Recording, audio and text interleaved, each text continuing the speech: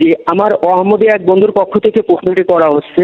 উনি বলছেন, আপনাদের অর্থাৎ আহমদীদের অমুসলিম ঘোষণা করার জন্য এক শ্রেণীর মানুষ উঠে পড়ে লেগেছে, প্রায়ই রাস্তায় নেমে পড়ে, আন্দোলন করছে। পাকিস্তানের উদাহরণ টানা হচ্ছে যে সেখানে আহমদীদের অমুসলিম ঘোষণা করা হয়েছে। এখন উনি নিজে আবার প্রশ্ন করছে, রাষ্ট্র কি কখনো কাউকে অমুসলিম ঘোষণার অধিকার রাখে? আচ্ছা, ধন্যবাদ। চমৎকার এক প্রশ্ন করেছেন আপনার বন্ধু। মাওলানা ফিরোজ আলম সাহেব উত্তর দেবেন। উত্তর তো দিয়ে দিয়েছেন যে রাষ্ট্র কাউকে অমুসলিম ঘোষণা করার অধিকার রাখে না।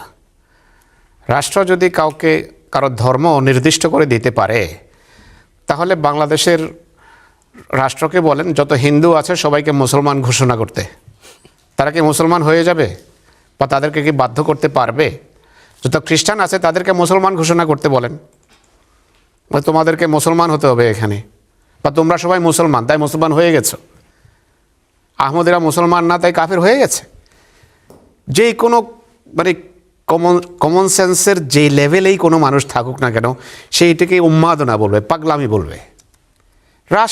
রাষ্ট্রের কাজ হলো রাষ্ট্রের মানুষের কল্যাণার্থে কাজ করা। রাষ্ট্রের ধর্ম নিয়ে কেন মাথা ব্যথা হবে? এটা একটা পাগলামি, আর এটার অধিকার আল্লাহ তাআলা কাউকে দেননি। ইতিহাসের বিভিন্ন মোড়ে আমরা দেখি অনেকেই এটি নিয়ে চেষ্টা করেছিল, কিন্তু রাসূল করিম সাল্লাল্লাহু আলাইহি ওয়াসাল্লামের যুগেও এই ধরনের ঘটনা এটা ঘটেছে। আমরা হাদিসে দেখি একাধিক জায়গায় যে এক যুদ্ধে এক ব্যক্তি পরাজিত হয়ে সে যখন মৃত্যুর দ্বারপ্রান্তে ছিল, মুসলমান যোদ্ধা ওসামা বিন জায়েদের কথা বলছি আমি নির্দিষ্টভাবে, ওসামা কোনো কাফের সৈন্যকে পরাজিত করেন এবং তার বুকে বসে যখন তাকে হত্যা করতে যাচ্ছিলেন, তখন সেই ব্যক্তি লা ইলাহা ইল্লাল্লাহ পড়ে। পরবর্তীতে তার হৃদয়ে একটু সন্দেহ জাগে যে আমি কি ঠিক কাজ করলাম না ভুল কাজ হলো। রাসূলুল্লাহর কাছে তিনি প্রকাশ করলেন তার মনের এই অস্বস্তির কথা। রাসূলুল্লাহ তখন বললেন যে তুমি তাকে কালেমা লা ইলাহা ইল্লাল্লাহ পড়া সত্ত্বেও হত্যা করলে।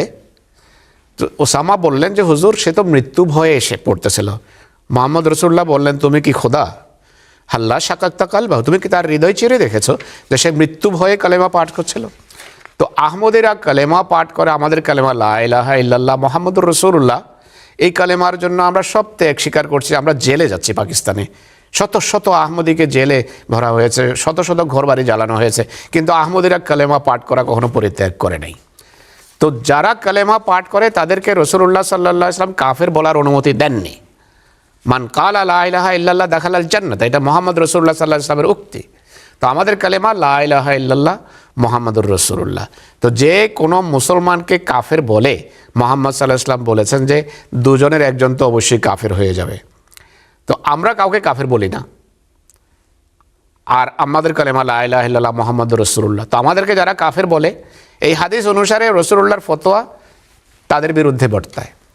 তো এই সংক্ষিপ্ত উত্তর হলো যে কাউকে আল্লাহ তাআলা এবং আল্লাহর রসুল সাল্লাল্লাহু আলাইহি ওয়াসাল্লাম এই অধিকার দেন নিজের ধর্ম নিজের হাতে নেবে এবং ফতোয়া দেবে কারো বিরুদ্ধে যে তুমি মুসলমান নও। এটি রাষ্ট্রের কাজ না, কোনো ব্যক্তির কাজ না। এইভাবে কেউ মুসলমান হয় না, কেউ কাফেরও হয় না।